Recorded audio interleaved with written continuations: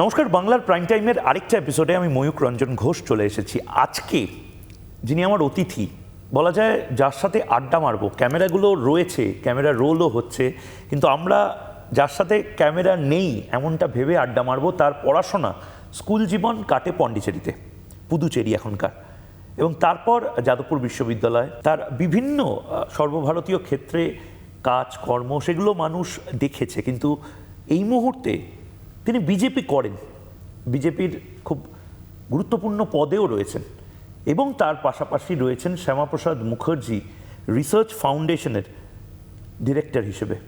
Doctor Anirban Ganguly, আমরা বিভিন্ন সময় প্রার্থী হিসাবে আপনার সাথে সাক্ষাৎকার করেছি, নিয়েছি, এবং আজকে মানে নির্ভেজাল আড্ডার মতন করে এখানে আসা। সুতরাং অনির্বাণদা, তুমি ভুলে যাও যে এখানে ক্যামেরা রয়েছে।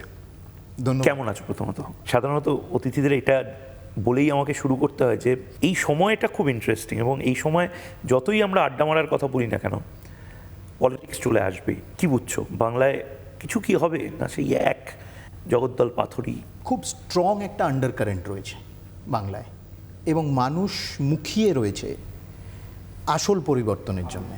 মানে শুধু পরিবর্তন না, আসল পরিবর্তন, যে পরিবর্তন ওরা ভেবেছিল আজ থেকে 15 বছর আগে ঘটবে, সেই আসল পরিবর্তন হয়নি। এবং আমি আনাচে কানাচে ঘুরে বেড়াচ্ছি, মানুষের সাথে কথাবার্তা বলছি, এবং খুব সাধারণভাবে। কিন্তু এবং এটা আজকে না, আমি প্রায় 16-17 থেকে করছি খুব ইন্টেন্সলি। এইবারে আন্ডার কারেন্টটা খুব স্ট্রং রয়েছে, খুব একটি স্ট্রং আন্ডার কারেন্ট, ওটা বোঝা যাচ্ছে। মানুষ কোথাও হাঁপিয়ে গেছে, তারা একটু নির্বিঘ্নে শান্তিতে নিজেদের দৈনন্দিন জীবন এগিয়ে নিয়ে যেতে চায়, তারা অপরচুনিটিস চায়। সেটা তো তৃণমূল দিচ্ছে। মানে আমি বলছি যে বিজেপি এলে কি ডিফারেন্স তৈরি করবে, এটাও তো একটা ভাবার বিষয়। মানে তৃণমূল কংগ্রেস তো 1,500 টাকা দিচ্ছে, ভাতা দিচ্ছে, সুযোগ দিচ্ছে, মমতা বন্দ্যোপাধ্যায় বলছেন আমরা সবচেয়ে সেফেস্ট রাজ্য বানিয়েছি। বিজেপি এলে আলাদা কী হবে? অল ইন্ডিয়া, সারা ভারতবর্ষের অনুপাতে যদি দেখো, 27% highest acid attack on women এ পশ্চিমবাংলায়, highest number of child marriage এ পশ্চিমবাংলায়। অর্থাৎ তৃণমূল কংগ্রেস কি দিচ্ছে না দিচ্ছে, আমার খুব ভালো লাগলো সেদিন দেখলাম যে মানে আঞ্চলিক দলের সর্বভারতীয় সাধারণ সম্পাদক তিনি রিপোর্ট কার্ড পেশ করছেন। ভালো, এই ধরনের রাজনীতি হওয়া উচিত। মানে নরেন্দ্র মোদীর রাজনৈতিক শৈলীর চাপে পড়ে অনেক রাজনৈতিক দল এবং অনেক নেতা নেত্রীরা তাদের রিপোর্ট কার্ড দিচ্ছে মানুষের সামনে, এই ধরনের হওয়া উচিত। তারা তাদের রিপোর্ট কার্ড দিক, কিন্তু পশ্চিমবাংলার যে একটা রেলিগেশন হয়েছে, একটা ব্যাক পেডেলিং হয়েছে, ইনভেস্টমেন্ট আসছে না, সবচেয়ে বেশি সংখ্যক মানুষ পশ্চিমবঙ্গ থেকে বেরিয়ে অন্য রাজ্যে চলে যাচ্ছে, বাধ্য হচ্ছে তারা যেতে অন্য রাজ্যে। এখানে একটা আমি উদাহরণ দিচ্ছি তোমাকে, ইউনিভার্সিটিস, এই যে সুপার স্পেশালিটি হাসপাতাল এবং নতুন বিশ্ববিদ্যালয়, রেন্টেড অ্যাকোমোডেশন থেকে বিশ্ববিদ্যালয়গুলো চলছে, তার কোনো ইনফ্রাস্ট্রাকচার বাংলায়, পশ্চিমবাংলায়। যে কটা বিশ্ববিদ্যালয় পশ্চিমবঙ্গের মাননীয় মুখ্যমন্ত্রী ঘোষণা করেছিলেন, সেই বিশ্ববিদ্যালয়ের যদি একটা অডিট হয়, health audit, performance audit, infrastructure audit, তাহলেই বুঝবে যে কত বড় একটি, আমি কথাটা ব্যবহার করতে চাই না, ভাঁওতা বলতে চাই না, it's I think a lack of performance and vision. Announce করে দিলে, কিন্তু তারপর কি সুপার স্পেশালিটি অ্যানাউন্স হয়ে গেল, কিন্তু সব রেফারেল রুগী এসে যাচ্ছে পিজি হাসপাতালে, তাদেরকে আসতে বাধ্য হচ্ছে তারা। কেন? তোমার ডাক্তার নেই, ইকুইপমেন্ট নেই, র্যাম্পেন্ট কালোবাজারি চলছে। বিশ্ববিদ্যালয় যেগুলো ঘোষণা হয়েছে সেখানে ফেন্সিং ছাড়া এক একটা জায়গায়, বাকিগুলো রেন্টেড অ্যাকোমোডেশনে চলছে। মিউনিসিপ্যালিটির কোনো কর্পোরেশন, মিউনিসিপ্যালিটি ছেড়ে দেওয়া অফিসে। কোথাও মনে হচ্ছে না যে রেটরিক হয়ে যাচ্ছে, একই কথা তো তোমরা বলছো, কিন্তু আলটিমেটলি হ্যামার করছে না ব্যাপারটা? মানুষ বুঝছে, কিন্তু পশ্চিমবঙ্গে গত 50 বছর, আমি যদি বাম আমলটাও নিই, এবং এখন একটি অতি বাম আমল চলছে এখানে, তৃণমূল অতি বাম আমল চলছে। অতি বাম আমল চলছে অর্থাৎ একটি ভয়ের পরিবেশ, যেখানে মানুষ নিজেকে ব্যক্ত করতে ভয় পায়। তার নিজের চয়েস, যেটা ডেমোক্রেটিক চয়েস, সেই চয়েসকে সে এক্সারসাইজ করতে সে ভয় পাচ্ছে, সে তার নিজের মতামত প্রকাশ করতে পারছে না। এখান থেকেই তো ভাঙড় তো খুব একটা দূর না। 2024-এ সেখানে গিয়ে বলা হয়েছিল যে, বিভিন্ন জায়গায় বলা হয়েছিল তৃণমূল কংগ্রেস যদি হারে লোকসভার সময়, এই বিধানসভায় যদি হারে বা এই পঞ্চায়েত এলাকায় যদি হারে, তাহলে তোমাদের এই সব বন্ধ, সুযোগ সুবিধে যেটা রাজ্য থেকে সরকার থেকে দেওয়া হচ্ছে সব বন্ধ হয়ে যাবে। মাইকিং করা হচ্ছে, বলা হচ্ছে। So I think this is an abnormal একটা সিচুয়েশন। সেই জন্যে মানুষ চুপ করে আছে। মানে বলছো যে মানুষ অ্যাকচুয়ালি মানে রিয়্যাক্ট করছে না, তার কারণ একটা ভয়ে বাংলাতে সবসময় আছে এবং সে কারণেই পোলস্টারদেরও বারবার ফেলিয়ার হচ্ছে মানে বাংলা একটা ইউনিক কেস স্টাডি হয়ে যাচ্ছে। এই ধরনের সন্ত্রাস বা এই ধরনের challenge to the system, constitution, মানে তুমি গতকাল supreme court chief justice of ইন্ডিয়ার যে অবজারভেশন, তিনি বলছেন it is a well planned, executed, premeditated. মালদাতে যে ঘটনা ঘটলো, আরেকটা জিনিস বলেছেন, এটা নিয়ে অনেকে রিয়্যাক্টও করছেন। তিনি বলেছেন সবচেয়ে পোলারাইজড হচ্ছে বাংলা। এটা কি ঠিক? হ্যাঁ, কেননা মানে বাঙালি হয়ে দুঃখ হয়। ইন্ডিয়া বলছেন পোলারাইজড স্টেট সবচেয়ে। একদম, বাঙালি হয়ে দুঃখ হয় এই কথাটা শুনতে, একটু মানে খুব লজ্জিত বোধ করি, কিন্তু দিস ইজ দ্য রিয়ালিটি। প্রত্যেক কথায় ইউ ব্রিং ইন পলিটিক্স। যারা এখানে রাজ্যে শাসন করছে, প্রত্যেক কথায় তারা রাজনীতি টেনে আনে। তারা যখন যে ধরনের ভাষা প্রয়োগ করে প্রধানমন্ত্রীর ক্ষেত্রে, যে ধরনের ভাষা, যে ধরনের আচরণ ভারতের রাষ্ট্রপতির ক্ষেত্রে নজিরবিহীন। তুমি ভেবে দেখো তো, কোনো রাজ্যের কোনো মুখ্যমন্ত্রী এই ধরনের ভাষা, এই ধরনের ভাবভঙ্গি, বডি ল্যাঙ্গুয়েজ রাষ্ট্রপতির ক্ষেত্রে প্রয়োগ করেছেন? উনি কি বলেছেন? She has expressed her angst, her anguish. কিন্তু সেই ধরনের পাবলিকলি রাষ্ট্রপতির প্রতি এই ধরনের কটূক্তি, আমি সেই জন্য বলছি যে chief justice to president of India, কাউকে তো সবাইকে শত্রু বানিয়ে নিচ্ছেন, সবাইকে শত্রু বানিয়ে দিচ্ছেন। আচ্ছা, ঠিক সেই জায়গা থেকে আমার প্রশ্ন, আমি দেখছিলাম তুমি বিভিন্ন জায়গাতে একটা কিওয়ার্ড নিয়ে যাচ্ছ এবং প্রত্যেকের সাথে দেখা করছো, সমাজের বিভিন্ন স্তরের মানুষের সাথে। ওয়াই বেঙ্গল ম্যাটার্স, এটা তুমি বারবার বোঝানোর চেষ্টা করছো। আজকে আমাদের দর্শককেও যদি বলো, মানে রাষ্ট্র নির্মাণ হোক, উন্নতি হোক, 5 ট্রিলিয়ন ইকোনমির কথা বলা হচ্ছে। আমি তো বারবার বলি, নির্মলা সীতারামন ম্যাডামকেও আমি যখন পাবো, আমি ওনাকেও জিজ্ঞেস করবো যে বাংলা ছাড়া এগুলো তো একটাও সম্ভব না। তো বাংলার মানুষ জানতে চায় তোমার মুখ থেকে, বেঙ্গল ম্যাটার কেন করে? দেখো, বেঙ্গল ম্যাটার এই কারণে করে, তুমি বেঙ্গলকে তো ইররিলেভেন্ট বানিয়ে দিয়েছে অনেকে বলছে। না, ইররিলেভেন্ট মমতা বন্দ্যোপাধ্যায় বলছে দিল্লিওয়ালারা বাংলাকে ইররিলেভেন্ট মানে বানিয়েছে। তিনি ইররিলেভেন্ট বানিয়ে দিয়েছেন, বানানোর চেষ্টা করছেন পশ্চিমবঙ্গকে, এবং এখন এমন একটি পর্যায়ে এসে পৌঁছেছেন তিনি নিজে এখন ইররিলেভেন্ট হয়ে যাচ্ছেন, হয়ে যাবেনও। কিন্তু আমি আর ওইখানে এনে আবার ইয়েটাকে আটকে দিতে চাইছি। আমরাও আবার কিন্তু পলিটিক্যাল আলোচনাই করছি। হ্যাঁ, বাঙালি মানেই তো হয়ে যাবে, একটু তো পলিটিক্যাল আলোচনা হয়ে যাবে। বাই দ্য ওয়ে, আমি দেখলাম মনে হয় তুমি ওই একটা খুব সুন্দর বাঙালি মানে ভেজিটেরিয়ান ডিশেসের একটা লিস্টও তুমি দিয়েছো। হ্যাঁ, আমি দেখলাম, খুব ভালো, সুন্দর, আমার ফেভারিট ডিশেস কিন্তু ওটা।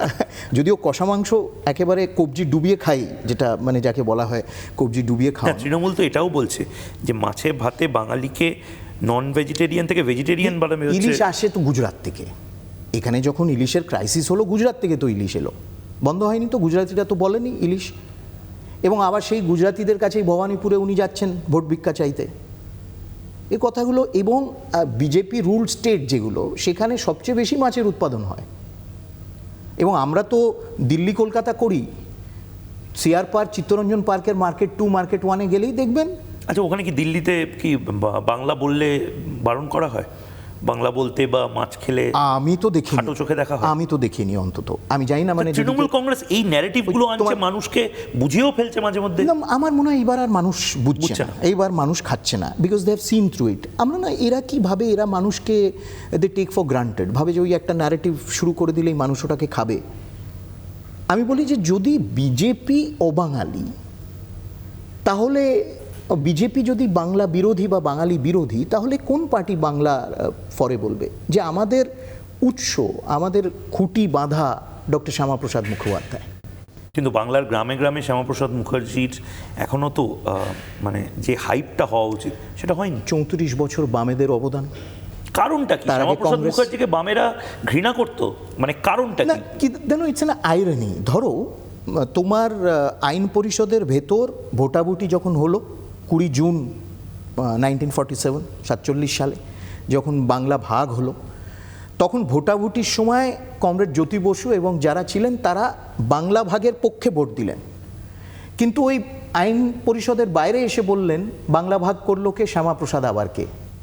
মানে শ্যামাপ্রসাদের সাথে জ্যোতিবাবু করেছিল। হ্যাঁ, পাকিস্তানের দাবি মানতে হবে তবেই ভারত স্বাধীন হবে, এ তো কমিউনিস্টরা স্লোগান দিয়েছিল। কেন? এবং communist party of India, communist party of east Pakistan গঠন করে যখন ইস্ট বেঙ্গল, ইস্ট পাকিস্তান গঠন করলো, সেখানে 6 মাসও তারা টিকতে পারলো না। তুমি কি পড়েছো? তোমার মনে আছে ইলামিত্রের কথা? ইলামিত্রকে যেভাবে অমানবিক অত্যাচার করলো। কিন্তু এখানে এসেও তো এখানে এসে তিনি বামপন্থী থাকলেন, কিন্তু তাকে এমনভাবে সেকুলারপন্থীও থাকে। হ্যাঁ হ্যাঁ, কিন্তু তিনি এই পশ্চিমবঙ্গে এসে এমএলএ হতে পারলেন, মুখ উঁচু করে রাজনীতি করতে পারলেন, বাম রাজনীতি করলেন। মানে পূর্ববঙ্গে উনি করতে পারলেন না। পূর্ববঙ্গে তাকে জেলে পুরে অমানবিক অত্যাচার, they she was raped multiple times, she was given up for dead. তারপরে অপারল তাকে ছেড়ে তিনি কোনো রকমে এলেন পশ্চিমবঙ্গে, এবং এখানে তারপর তিনি বাম রাজনীতি করলেন, এমএলএ হলেন, সব হলেন। সেই জন্য বামপন্থীরা চিরকাল শ্যামাপ্রসাদের প্রতি তাদের একটা ক্ষোভ থেকেছে। কেননা এটাও নাকি বলা হয়, বামপন্থীরাই বলেন যে শ্যামাপ্রসাদ মুখার্জিকে নেতাজি অসম্ভব ঘৃণা করতেন, তাকে নাকি মারতেও গেছিলেন। এইটাও মানে ঠিক না ভুল? সেটা তো ইতিহাস রয়েছে। সেই সময় হিন্দু মহাসভার মিটিং এবং নেতাজির যারা অনুগামীরা তারা একটা এরকম উদাহরণ রয়েছে যেখানে হিন্দু মহাসভার মিটিংটা তারা ডিসরাপ্ট করেছিল। 1940s যখন নেতাজি জাপানে গেলেন, যখন আইএনএ গঠন করলেন, সিপিআই নিউ এজে কার্টুনগুলো তুমি একবার দেখো, তোজোর কুকুর, কুইসলিং, এবং সেই সময় গঙ্গাধর অধিকারী থেকে শুরু করে সিপি যোশী থেকে শুরু করে এস এ দাঙ্গে থেকে শুরু করে এমনকি এম.এস. নম্বুদ্রিপাদও, আমি তাকে অনেক এদের থেকে আরও বেশি শ্রদ্ধা করি, এদের সবার উক্তি নেতাজির বিরুদ্ধে। সেই উক্তির একটি লিস্ট আমি অনেক লিখেওছি এই নিয়ে। সেই উক্তির লিস্ট তাদেরকে মনে করিয়ে দিলে, এবং হীরেন মুখার্জি তার নেতাজির ওপর যে বইটা বাও অফ গোল্ড বলে, যে ওনার স্টাডি অফ নেতাজি সুভাষচন্দ্র বোস, সেখানে তিনি মানছেন যেটা আমরা খুব ভুল করেছি। এবং ওদের প্রেরোগেটিভ কি জানো? ওরা এই ধরনের গালাগালি করবে, তারপর বলবে ইট ওয়াজ এ হিস্টোরিক মিস্টেক, তাহলে ফরগেট অ্যান্ড ফরগিভ দেম। ওনারা মুভ অন খুব তাড়াতাড়ি করে, বিশেষ করে নিজেদের ক্ষেত্রে, অন্যদের ক্ষেত্রে আটকে যায়। তো বামপন্থীদের অবদান, তারা কোনো সময় চায়নি যে পশ্চিমবঙ্গ একটি বাঙালি হিন্দু হোমল্যান্ড হিসেবে গঠিত হোক। তারা কোনোদিন চায়নি যে পশ্চিমবঙ্গে বাঙালি হিন্দু মাথা উঁচু করে থাকুক।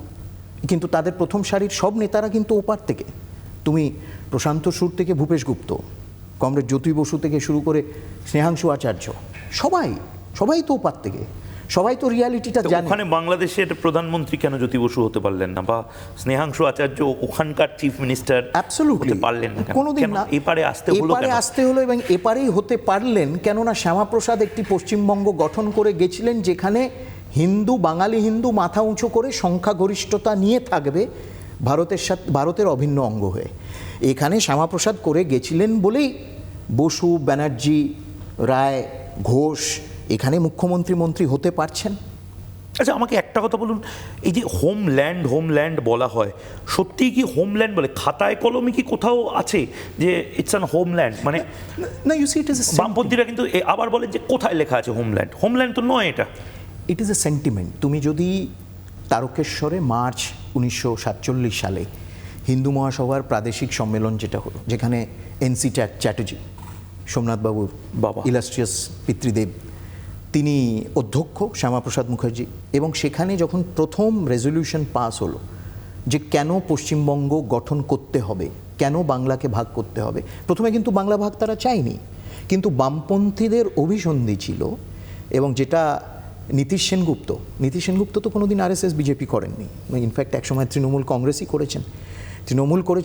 করেছেন, এবং তৃণমূলের প্রথম লটের এমপি উনি কাঁথিতে গেছিলেন, নীতিশ সেনগুপ্ত, পণ্ডিত মানুষ, উনি খুব ওয়েল নোন আইএস অফিসারও ছিলেন, ক্যালকাটা পোর্ট ট্রাস্টের চেয়ারম্যান। তারপরে নীতিশবাবু তার বইতে লিখছেন যে বামপন্থীরাও বাংলা ভাগ চায়নি, কিন্তু তারা কি চেয়েছিল, তারা অবিভক্ত বাংলা যাতে পাকিস্তানে যায় তারা সেটা চেয়েছিল, এবং শ্যামাপ্রসাদ সেই চাওয়াতে জল ঢেলে দিল, এবং সেই জন্যে তারা ওই অতীতের ইতিহাসটাকে মুছে দিতে চাইছে। সেই জন্য তারা বলে বাঙালি হোমল্যান্ড বলে কোথাও লেখা নেই, that is there in our psyche, এটা আমাদের মজ্জাগত, আমাদের সাইকিতে যে West Bengal is historically a Bengali Hindu homeland, সেই উদ্দেশ্যে তৈরি হয়েছিল। এবং ওই রেজলিউশন হিন্দু মহাসভার প্রাদেশিক সম্মেলনে বলা, পশ্চিমবঙ্গ তৈরি না হলে কি হতো অ্যাকচুয়ালি? পুরোটা চলে যেত তোমার পাকিস্তানে। জিন্না ওয়ান্টেড ক্যালকাটা ইন পাকিস্তান, জিন্না চাইছিল, কিন্তু পশ্চিমবঙ্গে তো হিন্দুরা বেশি ছিল। উদ্বাস্তু হয়ে যেত, পুরোপুরি উদ্বাস্তু হয়ে যেত। আমরা ছড়িয়ে ছিটিয়ে চলে যেতাম অন্যান্য রাজ্যে, দেশ ছাড়া হতাম, আমাদের সব কিছু।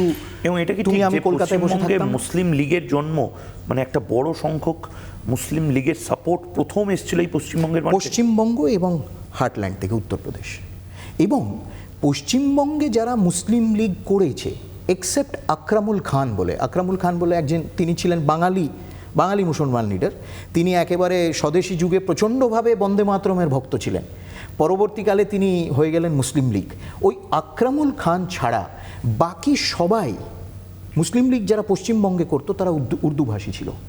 তাদের বাংলার প্রতি ঘৃণা ছিল, তারা বাংলা বলতো না। তাদের বঙ্কিমচন্দ্রকে নিয়ে একটি বিরাট অভিযোগ ছিল যে বঙ্কিম খাঁটি বাঙালি, বাংলা ভাষাকে প্রমোট করতেন এবং সবাইকে বলতেন তোমরা বাংলা শেখো। অনির্বাণদা, যেহেতু মানে বারবার আমাকে ঘুরে ফিরে আসতে হচ্ছে ওই সিঙ্গল পয়েন্ট এজেন্ডাতে, বাংলা কেন ম্যাটার করে, মানে পশ্চিমবঙ্গ নির্দিষ্টভাবে কেন ম্যাটার করে? এই যে অতীতের যে বাংলার গৌরব, সর্বক্ষেত্রে তুমি দেখো, বাণিজ্যে দেখো, শিক্ষায় দেখো, কালচারে দেখো, সংস্কৃতিতে দেখো, বাংলার যে একটি ঐতিহ্যময় গৌরবময় অতীত ছিল। বাংলা পীঠস্থান ছিল, স্বাধীনতা সংগ্রামের পীঠস্থান বলো, বৈজ্ঞানিক গবেষণা ক্ষেত্রে পীঠস্থান বলো, নেম হুজ হু, এই বাংলা ছিল পীঠস্থান। মানে বৌদ্ধ ধর্ম চর্চা, আমি অন্য কথা বলছি, বৌদ্ধ ধর্ম চর্চা, হরপ্রসাদ শাস্ত্রী যদি সেই দোহা এবং 1000 বছরের বৌদ্ধ গান আবিষ্কার মানে সেই নেপাল থেকে না আনতেন, তাহলে বাংলা ভাষার যে একটি অতীত, সেই অতীত খুঁজে পাওয়া যেত না। বেণীমাধব বড়ুয়ার মতন স্কলার, যে মানে পালি এবং সব আমাদের পশ্চিমবঙ্গে, এই সব পশ্চিমবঙ্গে। রাজেন্দ্রলাল মিত্র, মানে বোধগয়া নিয়ে সবচেয়ে গভীরে প্রথম যিনি চর্চা করেন সেই রাজেন্দ্রলাল মিত্র। অনেকে নাম জানেন না। না, তো সেই জন্য আমি বলছি, আমি শুনেছি ভাটপাড়াও নাকি একটা সময় পীঠস্থান ছিল, পীঠস্থান ছিল, অ্যাবসলিউটলি। এখন বোমার জন্য বিখ্যাত। যোগেশচন্দ্র বাগলের কথা তুমি ওই অঞ্চলের কথা বলে যোগেশচন্দ্র বাগল, মানে না, আমি বলছি যে এরা সবাই মানে এক দিকপাল, এক দিকের এক দিকপাল। তো নরেন্দ্র মোদীজি যেটা বারবার বলছেন, এবং যে মানুষটি স্বামী আত্মাস্থানন্দজির আশ্রিত, যে মানুষটি আত্মাস্থানন্দজির প্রসাদী ফুল বুক পকেটে নিয়ে প্রথম শপথ নিতে যান প্রধানমন্ত্রী হিসেবে, সে মানুষটি বাংলা বিরোধী হতে পারে? সে মানুষটি তার হৃদয়ে বাংলার ইন্টারেস্ট, বাংলার ভবিষ্যৎ থাকবে না? প্রধানমন্ত্রী রামকৃষ্ণ মিশনের সাথে ভীষণভাবে, এবং আজকে নয়তো 40 প্রায় মানে 5 দশক তার রামকৃষ্ণ মিশন, 5 দশকেরও বেশি তিনি রামকৃষ্ণ মিশন, এই যে শ্রীরামকৃষ্ণ মুভমেন্ট যেটা, তার সাথে তিনি জড়িত। এবং সেই জন্য আমি বলছি যে তিনি খুব বদ্ধপরিকর, and he is very clear. তিনি পূর্বোদয়ের কথা বলছে, তোমার মনে আছে 2019 সাল থেকে তিনি বলছেন পূর্বোদয়ের কথা, অর্থাৎ পূর্ব Bharat, rise of the east. অর্থাৎ হিস্টোরিক্যালি তোমার একটি অসামঞ্জস্য থেকেছে, ওয়েস্টে ডেভেলপ হয়েছে, ইস্টে এত ম্যান পাওয়ার, এত রিসোর্সেস, এত রিচ হিস্ট্রি থাকা সত্ত্বেও স্বাধীনতার পর দের হ্যাজ বিন আ লপসাইডেড ডেভেলপমেন্ট। তিনি সেটাকে রেকটিফাই করতে চাইছেন, এবং সেখানে বলছেন উত্তর পূর্ব ভারত এবং তার মধ্যে Paschimbanga should be a driver, it should be the horse power to drive that growth. এবং সেই জন্য তিনি পূর্বোদয়ের কথা বলছেন। তুমি পশ্চিমবঙ্গ ভেবে দেখো, এদিকে Uttarbanga is the gateway to south East Asia. Not only the gateway, it is a bridge. Gateway of south East Asia, এটা কিন্তু কানে লাগলো। আমরা ইউজুয়ালি বলি gateway of Darjeeling, gateway of 7 sisters. এটা আমাদের এই মায়োপিক ভিশনে আমরা এই চোখটাই বড় করি না, এইটাই অ্যাকচুয়ালি সাউথ ইস্ট এশিয়ার গেটওয়ে। এবং তুমি নিচে দেখো, তুমি যদি মানে সাগর পথ যদি ধরো, বে অফ বেঙ্গল ধরো, এবং কতটা Malacca straight, how far is it from Calcutta port and Andaman. সেই জন্যে পশ্চিমবঙ্গের এই যে বড় পিকচার, এই যে একটা বিশাল একটা গ্র্যান্ড ন্যারেটিভ, এই গ্র্যান্ড ন্যারেটিভটা গত 50 বছরে হারিয়ে গেছে। সংকীর্ণ রাজনীতি, সংঘাতের রাজনীতি। তুমি বলছো যে এরকম সম্ভাবনা রয়েছে যে হলদিয়া থেকে বা কলকাতা থেকে একটা সময় যেরকম জাহাজটা যেত থাইল্যান্ড বা ইন্দোনেশিয়া বা বালি রুট যেটা ওড়িশার, একদম সেটা পসিবল। তুমি দেখো না, এই তোমার থাইল্যান্ডের বিখ্যাত রাজা চুলালঙ্কন, তিনি যখন প্রথম আসেন কলকাতায় এসে অবতরণ করেন। এটা আমি জানতাম না। কলকাতায় এসে অবতরণ করেন সেই সময় রাজা চুলালঙ্কন, মানে যাকে এখনো তারা পুজো করে। He is called the greatest Buddhist monarch in the Buddhist world at one time. তারপর তুমি দেখো যে সব এই যেটা কন্টিনিউয়াস, তোমাকে আমি শুনেছি কলকাতার কাস্টমস হাউসটাও বোধহয় এশিয়ার সবচেয়ে পুরনো। তোমার যখন সাউথ ইস্ট এশিয়াতে যেতে হতো, Calcutta was the route. Doctor রঘুবীরা বলে খুব বিখ্যাত মহাপণ্ডিত ডক্টর রঘুবীরা, উনি জনসংঘেরও অধ্যক্ষ ছিলেন, কিন্তু উনি সেন্ট্রাল এশিয়া, সাউথ ইস্ট এশিয়ার প্রকাণ্ড পণ্ডিত, মানে ওনার মতন আজ অব্দি কোনো পণ্ডিত হয়নি। তিনি এক জায়গায় ওনার পুরনো লেখাতে পড়ছি, তিনি বলছেন কলকাতা থেকে ব্যাংকক তখন তুমি জাহাজে গেলে কত, ফ্লাইট টাইম কত, আচ্ছা, মানে এতটা কাছে। তো আমরা দেখছি যে দিনের পর দিন, মানে বছরের পর বছর পশ্চিমবঙ্গের যারা নির্বাচিত প্রতিনিধি, তারা লন্ডনে গিয়ে তোমার পার্কে, সেখানে সে তুমি ট্রাফালগার বলো বা পিকাডেলি বলো, সেখানে মর্নিং ওয়াক করছে। সোমনাথ বাবু এখানে বছরের পর বছর লন্ডন গেছেন went to Europe to get investment. South East Asia focus হয়নি পশ্চিমবঙ্গের। কেউ সিঙ্গাপুর, যেখানে নেতাজির এত রিচ লেগেসি রয়েছে, that legacy needs to be revived in a new rubric. আমি শুনেছি, আমার মনে পড়ছে না, সিঙ্গাপুরের রাষ্ট্রপ্রধান সেই সময়কার প্রাইম মিনিস্টারই বোধহয়, তিনি কলকাতাকে দেখিয়ে বলেছিলেন আমাদের দেশটাকে বা আমাদের দেশে একটা কলকাতার মতন শহর বানাতে হবে। This is Lee Kuan Yew ছিলেন যখন প্রথম, মানে সিঙ্গাপুর যখন ব্যাকওয়াটার ছিল, তখন তিনি বলেছেন কলকাতার। আর আজকে আমরা কলকাতার অবস্থা থেকে মানে সেই, that is Y Bengal matters. এবং মোদিজি বারবার বলছেন আমাদের সেই জন্য, that is the road map. যে তৃণমূল তো যে ধরনের কথাবার্তা বলছে, কিছু এলিমেন্টস, ফ্রিঞ্জ এলিমেন্টস, তারা তো উল্টে বেঙ্গল ম্যাটার্স তারাও বলছে, এবং তারা বলছে আমরা আলাদা দেশ হব, আমাদের সাগর আছে, নদী আছে, সমুদ্র আছে, সব আছে, আমরা কেন দিল্লির দিকে অপেক্ষা করে থাকবো। মানে আমি বলছি এই যে ফ্রিঞ্জ এলিমেন্টস, তাদের গ্রেপ্তারিগুলো হচ্ছে, এরাও তো বাংলাতে এখন দাপিয়ে বেড়াচ্ছে। দেখো, সেই জন্যই চিন্তাজনক পরিস্থিতি। এক হচ্ছে fringe elements are always fringe, এবং আমাদের সংবিধানে, আমাদের লিগ্যাল পরিকাঠামোতে এই ফ্রিঞ্জ এলিমেন্টসদেরকে হ্যান্ডেল করার রয়েছে সব। তুমি দ্রাবিডিয়ান পলিটিক্স একসময় সেপারেটিস্ট ছিল, উত্তর পূর্ব ভারতেও দেখবে অনেক সেপারেটিজম ছিল, কিন্তু ভারতের যে আইডিয়াটা, the idea of India, Bharat বোধ, ultimately that is what triumphs. সেটা বাংলায় কি জোরদার হচ্ছে? জোরদার করতে হবে, এবং সেই জন্য আমরা বলছি বেঙ্গল ম্যাটার্স। সেই জন্য প্রধানমন্ত্রী নরেন্দ্র মোদীর এই ফোকাস অন বেঙ্গল। বাংলার সবসময় একটা এক্সেপশনালিজম থাকে, মানে এটা তারা পোষণ করতে ভালোবাসে। তারা কেন্দ্রের বঞ্চনা এটা বললে যতটা দুঃখ পায়, তার থেকে বেশি রাগ হয় তাদের, এবং এটা বোঝানো হয়েছে 50 বছর ধরে। মনে হচ্ছে যে ডাবল ইঞ্জিন সরকার, আমি তো আসাম ঘুরে আসি মাঝে মধ্যেই, আমি নর্থ ইস্টে যাই, সত্যি কিন্তু সেখানে ডেভেলপমেন্ট হয়েছে, কিন্তু বাংলা কোনোভাবে যেন বুঝছে না যে কেন্দ্র রাজ্যে এক সরকার থাকলে ডেভেলপমেন্ট হবে কি হবে না।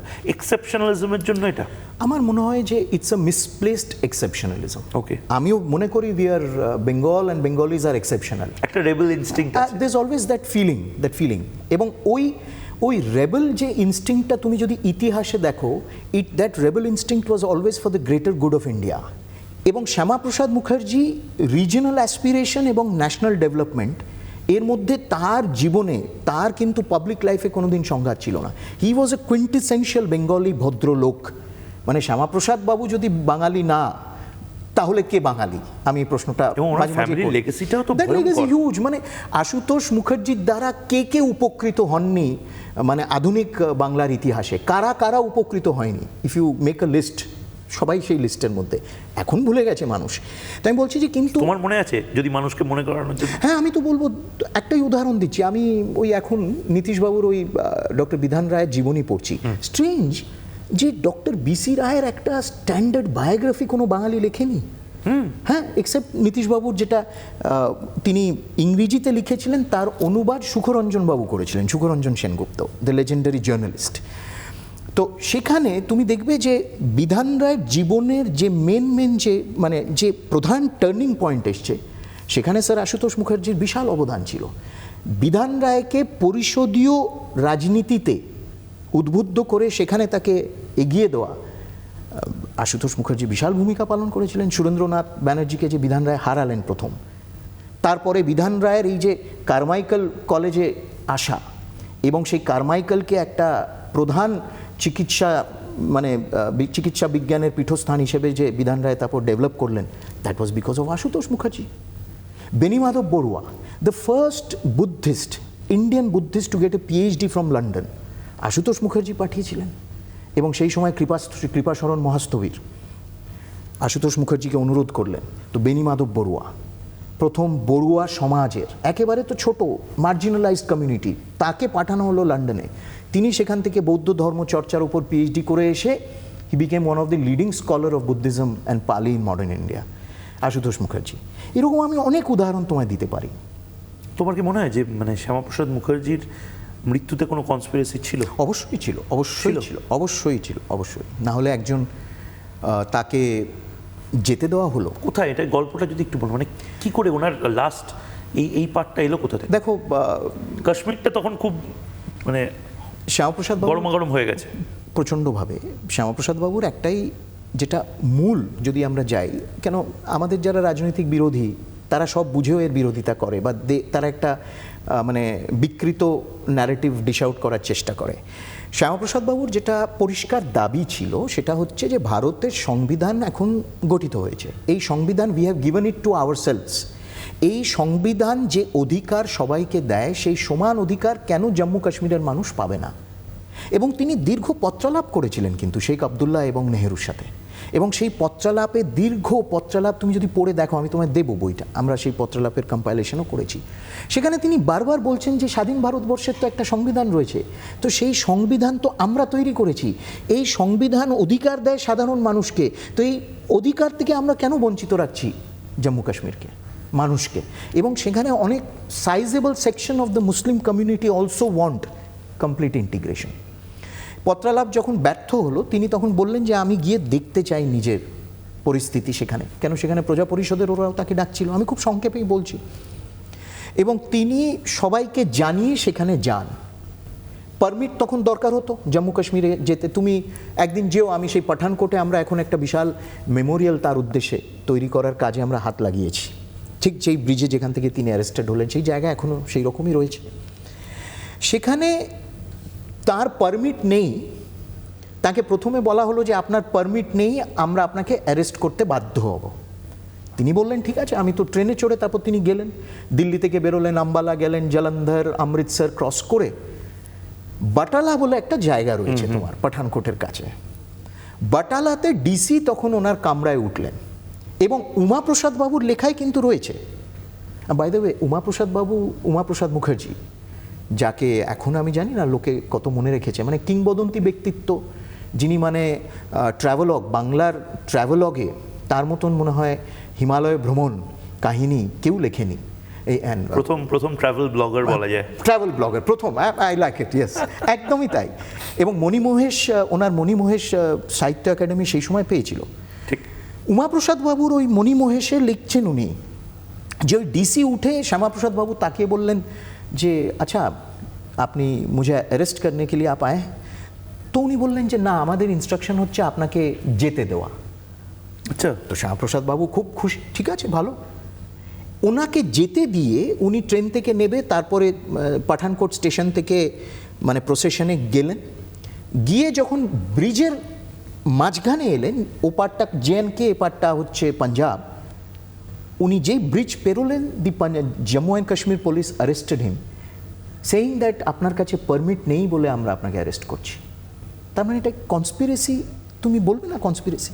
এবং ওই যে ডিসি, আমি কেন এই কথাটা বলছি আমি জানি না, maybe your viewers would be interested, ওরা মণিমহেশে আশা করি পড়বে কোনো দিন।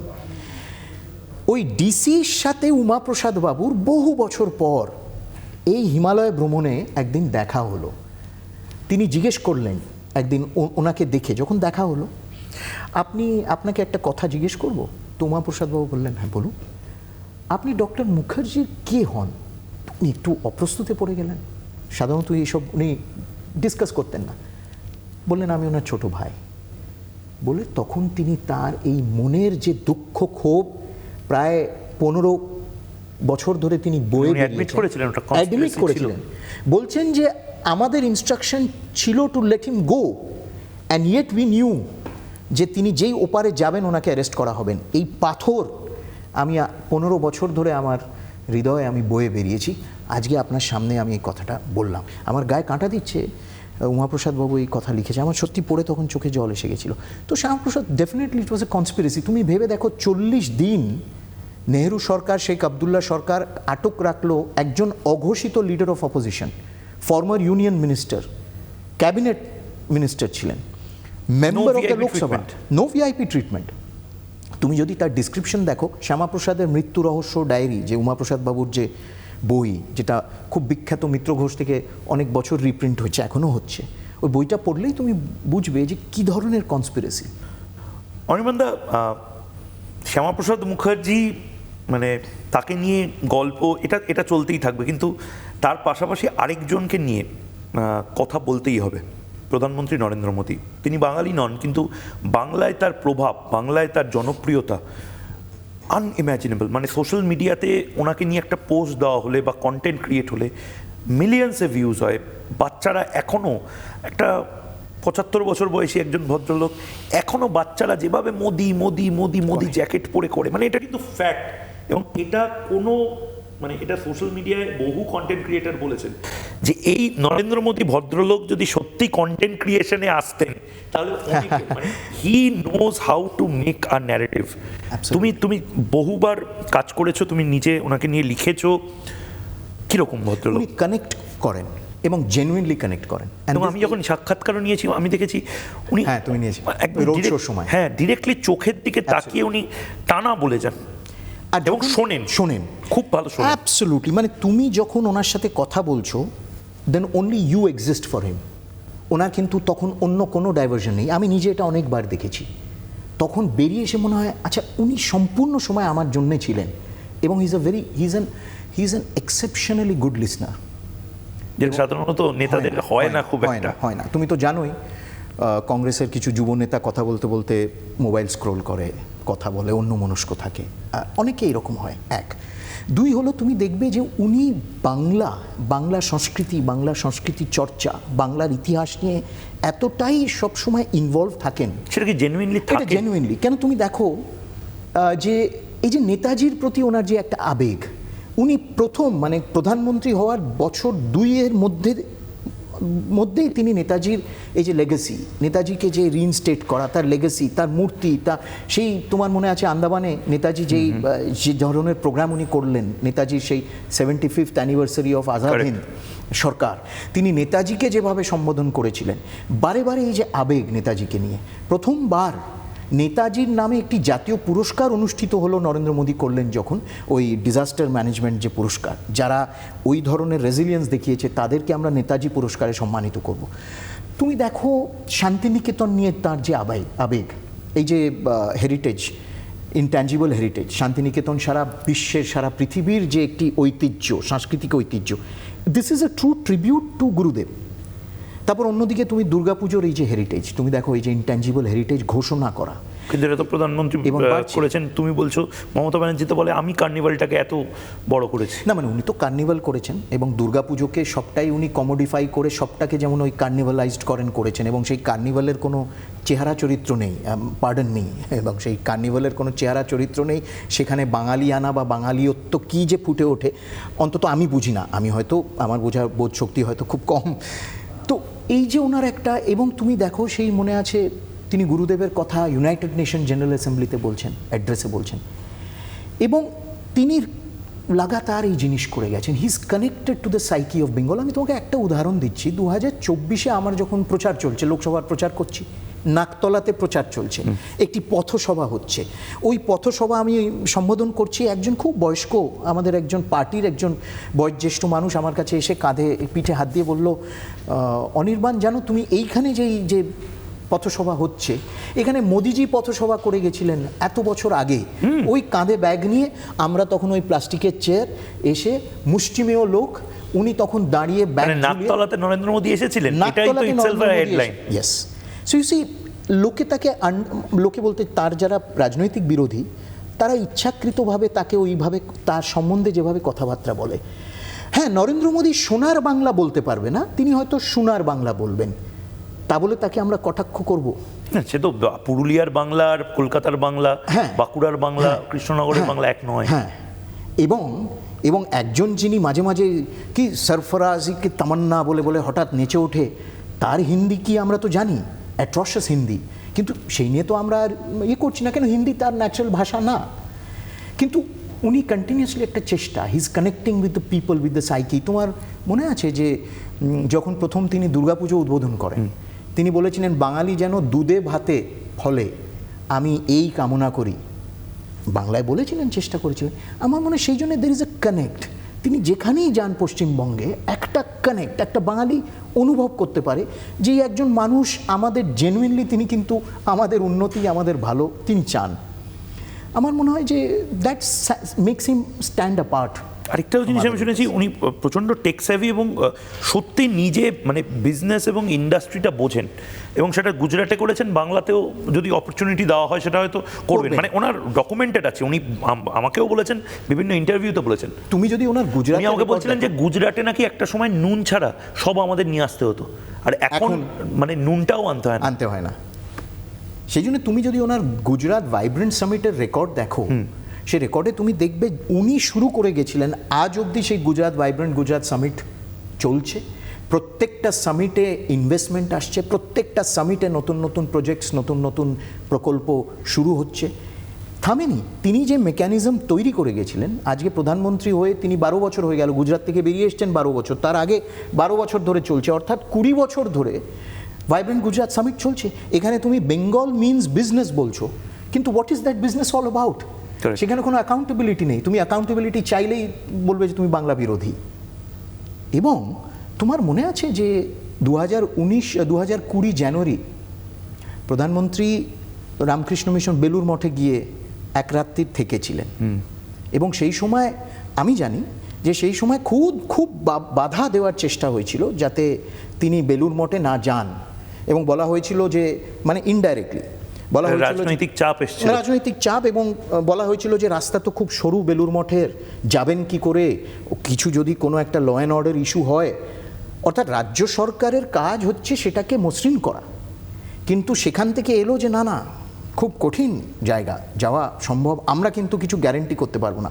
উনি নদীপথে চলে গেলেন, নদীপথে গিয়ে এক রাত্রির কাটালেন। এবং আমি বলছি তোমাকে অন রেকর্ড, আমি নাম না নিয়ে বলছি, কিন্তু যার থেকে আমি শুনেছি, এবং তিনি তার আশীর্বাদও আমার অনেক আমি পেয়েছি, তিনি বলেছিলেন যে কি বললেন যে আমরা গেস্ট রুমে খুব ওনার যেমন সব নতুন খাট টাট সেই সব রেডি করে রাখলাম, উনি আসবেন, প্রধানমন্ত্রী আসছেন, আফটারঅল উনি তো এক অর্থে ঘরের ছেলে। উনি বললেন যে না, আমার কোনো সন্ন্যাসীর ব্যবহার করা একটা চাদর আর একটা বালিশ, এবং উনি মেঝেতে শুলেন। এটা সিরিয়াস। এবং সেদিন রাত 2:30 পৌনে 3টে অবধি তিনি কাজ করেছিলেন, ফাইল দেখেছিলেন। ফাইল দেখে পরের দিন সকাল 5:30টায় তিনি স্বামীজির কক্ষে উপস্থিত, সকালের পুজো অর্চনা এবং ধ্যানের জন্য। তো এই হলো নরেন্দ্র মোদী, এই হলো তার বাংলার মানে যে একটা পয়েন্টে যেতে গেলে বোধহয় বেসিক ডিসিপ্লিন এবং অনেস্টিটা প্রয়োজন লাগে, এবং কোনো স্বজন পোষণের কোনো ব্যাপার নেই, না স্বজন পোষণের কোনো ব্যাপার নেই, তার ত্রিসীমানায় তার কোনো ভাইপো নেই, তার কোনো বন্ধুবান্ধব মানে সেই অর্থে কোনো বন্ধুবান্ধব নেই। এবং 24 ঘন্টা উনি নিজেই একটা পডকাস্টে বলেছিলেন যে ওপরের ওই শিখরের ওইটা বড্ড একা, মানে ওখানে হয়তো পৌঁছানোর পর মনে হয় যে কোথাও গিয়ে একা হয়ে গেছে। মানে আমার মানে উনি তোমায় বলেছেন না, এটা কোনো একটা আমি পডকাস্টে দেখেছিলাম, কিন্তু ইংরেজি পডকাস্টে। কিন্তু আমার মনে হয় যে উনি এখন এমন একটা পর্যায়ে পৌঁছেছেন দ্যাট ইজ নট অ্যালোন। এই যে 140 কোটি, এই যে 140 কোটির চিন্তা, যে সারাক্ষণ উনি ওই চিন্তার দ্বারা যে চালিত, ঋষি বঙ্কিম বলতেন না যে স্বজন রক্ষা স্বদেশ রক্ষা, স্বজন রক্ষা স্বদেশ রক্ষা। এবং ভগিনী নিবেদিতা বলতেন জন দেশ ধর্ম, ভগিনী নিবেদিতার লেখায় রয়েছে। আমার মনে হয় যে উনি ওই জন, দেশ এবং ধর্ম এই দ্বারাই কিন্তু উনি পরিবেষ্টিত, বেশ। চালিত। অনেক অনেক ধন্যবাদ। মানে এই ধরনের কথোপকথন আমরা ইউজুয়ালি মানে এমন একটা পরিবেশ তৈরি করে দিয়ে যাওয়া হয়েছে না, যেখানে বলা হয় এপাং উপাং ঝপাং আমরা সবাই ড্যাং ড্যাং, এটা নিয়েই দীর্ঘক্ষণ কথা বলতে হবে। কিন্তু এটাকে চেঞ্জ করতে হবে, মানে এটারও ডিটক্সিফিকেশন প্রয়োজন বোধ হয়। এই ন্যারেটিভেও যেভাবে ঢুকিয়ে দেওয়া হয়েছে যে পাগলু ডান্সটাই আমাদের সবচেয়ে বড় কন্টেন্ট, absolutely. এপাং ওপাং ঝপাং আর হাম্বা হাম্বা রম্বা রম্বা টাম্বা টাম্বা চেঞ্জ করতে হবে দাদা। থ্যাংক ইউ সো মাচ এটার জন্য।